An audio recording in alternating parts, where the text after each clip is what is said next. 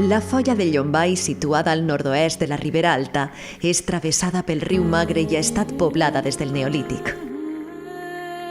A l'edat mitjana hi trobem 4 poblacions: Llombai, Catadau, Alfarb i Alèdua.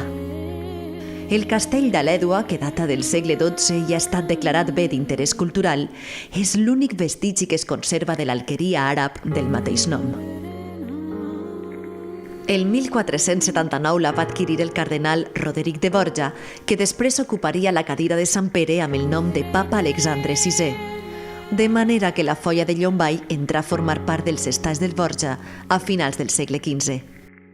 El 1530, l'emperador Carles V atorgà el títol de marquès de Llombai a Francesc de Borja i Aragó.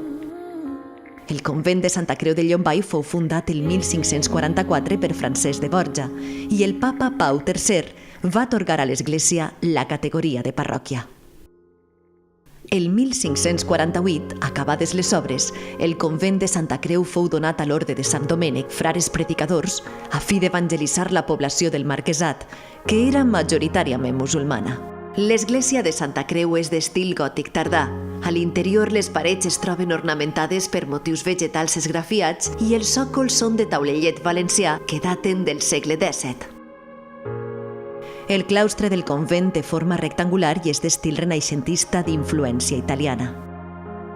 L'ermita de Llombai, dedicada a Sant Antoni, data de mitjan segle XVI i és el punt on confluïxen llombaïns i llombaïnes cada 16 de gener per a beneir els seus animals i fer la baixada de la imatge del sant al poble, els carrers del qual recorren solemne i multitudinària processó. El cap de setmana següent a la festa de Sant Antoni se celebra el mercat renaixentista dels Borja. La població s'engalana i s'ompli de paradetes que amb els seus colors, olors i sabors ens transporten a l'època del Renaixement.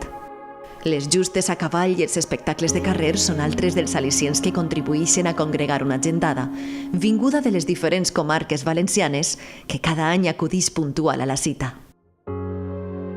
Llombai té un terme municipal de 55 quilòmetres quadrats amb 3 paratges naturals municipals, el Tello, els Cerros i els Cimarrons, on es poden practicar diferents activitats en contacte amb la natura, com ara el senderisme, el ciclisme de muntanya, etc.